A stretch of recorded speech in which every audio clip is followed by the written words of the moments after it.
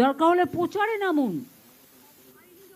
সব আইনই যখন ভঙ্গ করেছেন, সব বিধি যখন ভঙ্গ করছেন, তখন সরাসরি প্রচারে নেমে মঞ্চ করে মিটিংটাও করুন।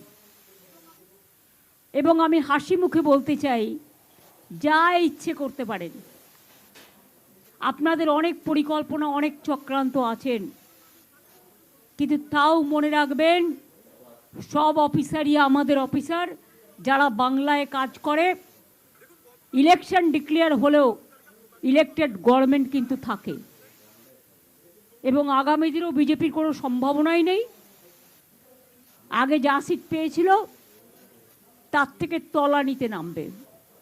মানুষকে ভোটের লাইনে দাঁড় করিয়ে হ্যারাস করা, এসআইআর নামে লক্ষ লক্ষ মানুষের নাম বাদ দেওয়া, 200 মানুষের আত্মা কাঁদছে, আধারের নামে লাইন দেয়া, গ্যাসের নামে সার্ভার বন্ধ করে মানুষকে প্যানিকি করা,